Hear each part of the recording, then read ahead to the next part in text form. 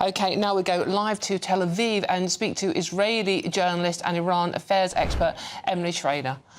Emily, thank you very much for joining us this morning. Emily, I don't know if you were listening to the press conference from the Pentagon just now. Can you bring us up to date what the mood is like in Israel at the moment?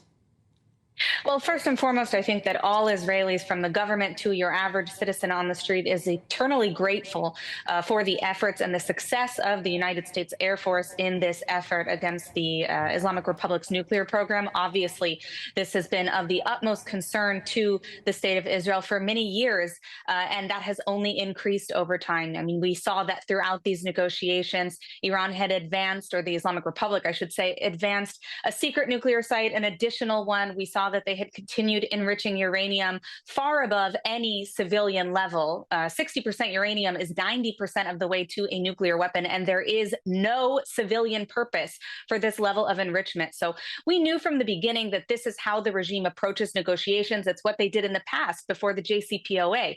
The difference now is that U.S. President Trump is not prepared to play that same game that we saw Obama play previously, and I think that's really a good thing, of course, for the state of Israel, but in fact for the entire Middle East that has been on the receiving end of missiles and all kinds of terror attacks throughout the Arab world as well, not just the state of Israel. Emily, I mean, Iran did strike back straight away, and I understand there are 86 casualties overnight in Tel Aviv? So we do have so far 86 injured, not killed. I should specify that. There was a barrage of rockets, about 30 ballistic missiles that were fired into Israeli cities. Me here in my house, I heard a lot of booms. There were some direct hits in Tel Aviv, and I was actually at the site just a couple of hours ago after the rocket struck. Tremendous damage, yet somewhat miraculously, we actually saw no injuries at that site in Tel Aviv because the public was following the instructions of the Home Front Command. The shelters that people were inside that are fortified did protect people, even though we have seen pretty minor injuries, quite a few, but minor injuries. So all in all, we're prepared to deal with the threat. We've been prepared from day one because the risk is too high. And we are in the direct firing line of a potential nuclear attack from the Islamic Republic of Iran. They've stated it many times that's their goal. And that simply is something that we can't continue to risk as they continued to advance not only the nuclear program, but as we received intelligence about a organized plot with their terror proxies in order to eliminate, in their words, eliminate the entire state of Israel. This is just not a risk that we have the luxury of, taking with a grain of salt. We know what they've done in the past. We saw how they've financed and armed October 7th massacre, and we can't risk that. Emily, on the whole, does Israel feel like a safer place for you this morning? It's strange to say, but actually, yes. I think that a lot of Israelis would agree with me on that front. Yes, we are dealing with a significant threat from the Islamic regime, but we also know that for already a week, the Israeli Air Force essentially controls the skies of Iran.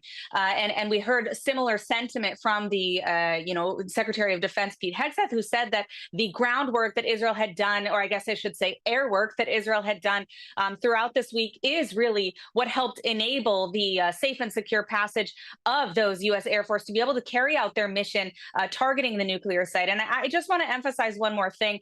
It is not the goal of the state of Israel or the goal of the United States to force regime change on Iran. Israel's goals in the war, of course, are broader than the United States, which was focused selectively on the nuclear program. We are also focused on the IRGC and the regime efforts to expand terrorism and attack Israeli civilians. This is something that they've done for many years. So it's a little bit more broad than just the United States focus. But when it comes to regime change, this is something that really has to come to the people. The good thing about this is that we are weakening the regime to a point where the people can actually rise up. And I just want to say that when it comes to the Iranian people, they are desperate for regime change themselves. They've dealt with issues like this for many, many years of the Islamic Republic. And now the primary concern from the Iranian people that I'm speaking to on the ground isn't what Israel is going to do or what the United States is going to do. It's what the regime is going to do to them. Already we see checkpoints being set up. We see people being executed, being falsely accused of being Mossad spies. There's all kinds of activity going on inside the ground against their own people, and it's not new. It's something that we've seen the regime do in the past. They shot down PS-752, the airliner filled with their own citizens on board. They've committed terror attacks and tried to blame others, like the Cinema Rex attack.